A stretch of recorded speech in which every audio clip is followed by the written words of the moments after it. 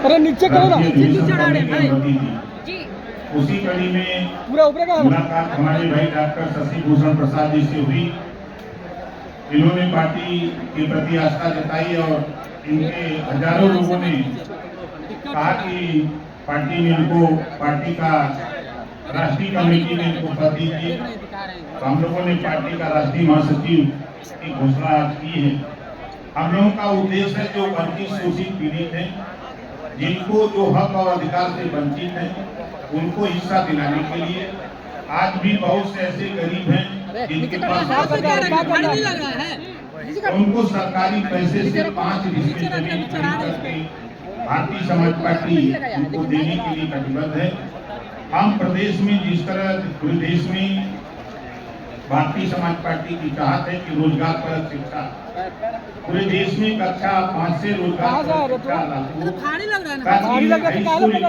करके जो बच्चे छोड़े तो उनके हाथ में हुनर हो, कोई न कोई काम होगा। थोड़ा टेबल पर आप लोग देश में स्वर्गीय अटल बिहारी वाजपेयी जी कहा करते थे कि गरीबों को अगर फ्री देना है तो शिक्षा और स्वास्थ्य फ्री दीजिए।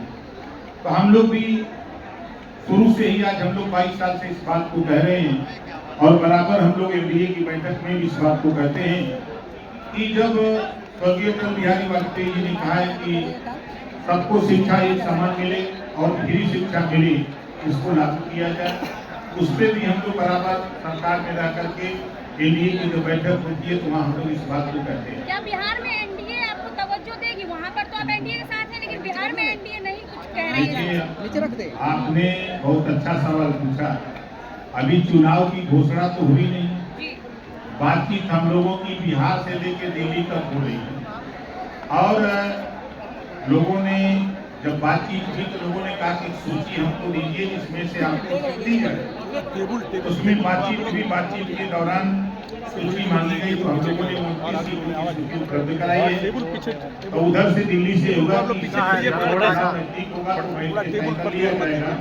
इसी में से आप लोगों को सीट सर 2 जून महीने में आपका एक जो है बयान सामने आया कि ओबीसी आरक्षण में जो है 7, 9, 11 बांटना चाहिए, मतलब कुछ जातियों को ओबीसी आरक्षण से जो है हटा देना चाहिए आर्थिक तौर पर। क्या बिहार में भी ऐसी स्ट्रेटजी रहेगी आपकी? निश्चित है कि हमारा अपना मानना है जी, भारतीय समाज पार्टी का मानना है कि आज की तारीख में जो DM, SP, DIG, IG, DGP, राज्यपाल, मुख्यमंत्री हो गए तो उनको आरक्षण की क्या जरूरत है।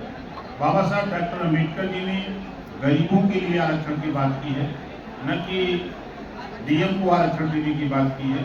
इसी नाते हम बराबर ये कहते हैं जो आरक्षण की व्यवस्था है, जो 10% सामान्य वर्ग को है, 27% पिछड़े वर्ग को है, 22.5% शेड्यूल कास्ट शेड्यूल ट्राइब्स को है।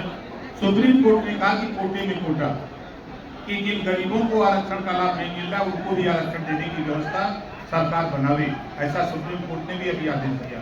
तो हम उसी बात को दोहराते रहते हैं, उसी बात की वोट पे भी असर पड़ सकता है बिहार में? कोई वोट पे असर नहीं।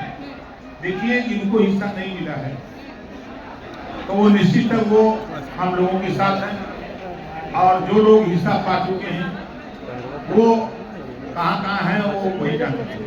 कंचन, आप लोग थोड़ा मौका दीजिए। चलो।